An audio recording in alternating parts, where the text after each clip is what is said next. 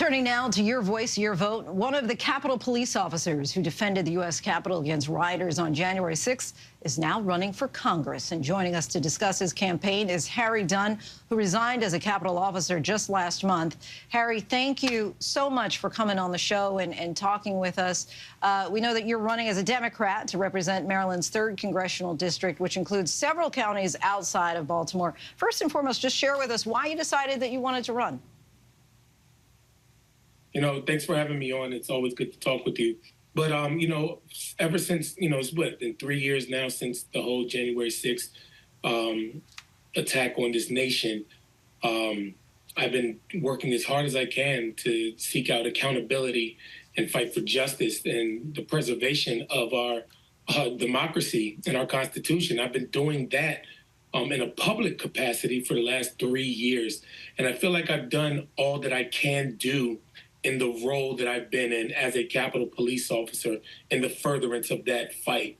I love the saying that until there's nothing that can be done, there's always something that can be done. And it's no exaggeration to say that we are still under a threat of our democracy no longer existing.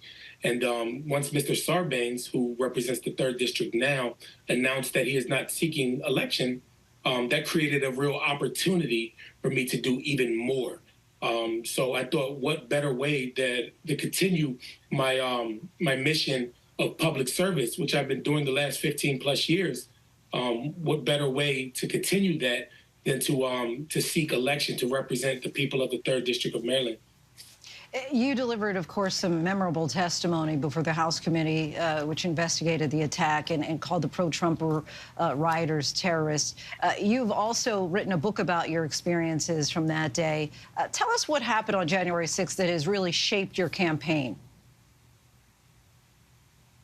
I don't necessarily know if it's like shaped my campaign. I just, obviously on January 6th, I was a police officer and I did my job. I did just like so many brave men and women from the Capitol Police and Metropolitan Police. They did their jobs that day. But everything that I've done afterwards, I don't view it as me being a police officer. I just view it as me being an American citizen who cares about his country, who loves his country, who hates the direction that it is headed. And having a front row seat to the events of January 6th and serving at the place where members of Congress, Donald Trump's subordinates, are attempting to whitewash everything that happened and just basically give him a free pass for it.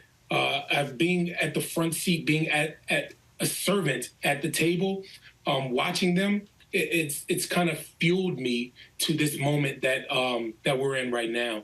And if January 6th didn't happen, surely you and I aren't sitting here having this conversation at this moment. But January 6th did happen. And, there's an opportunity for me to have a seat at the table and not just watch now. What do you feel is the biggest challenge Congress is facing right now? Stability.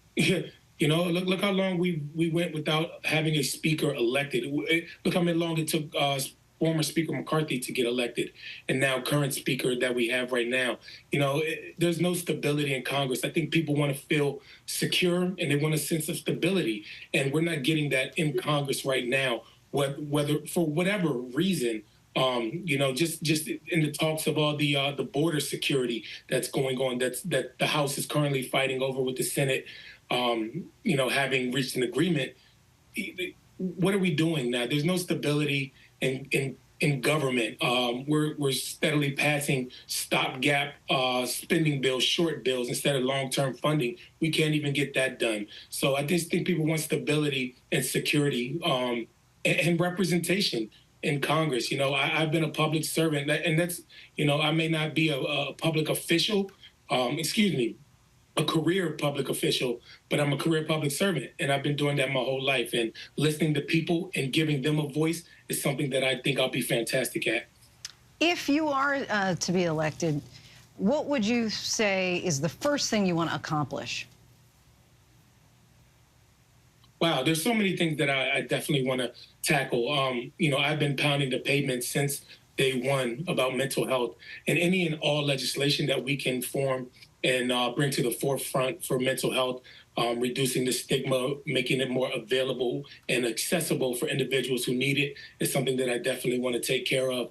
I also want to tackle prison reform. There's so many things that especially nowadays, since it appears to have the MAGA faction of the Republican Party's attention, they've been using the term hostages to refer to prisoners from January 6th. It seems like prison reform is something that they would be willing to talk about now. People of marginalized communities and colored communities have been screaming about the criminal justice reform that is needed and necessary for so long. But it's kind of a shame that they only want to bring light to it now that it's affecting the people that their supporters, their voters. But that's something I would love to sit down and have a talk about.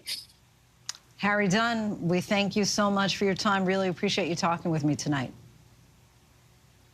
Thank you so much. Any visitors can find out more about my campaign, Harry Dunn for Congress, FORCongress.com. Thanks for having me. Thank you.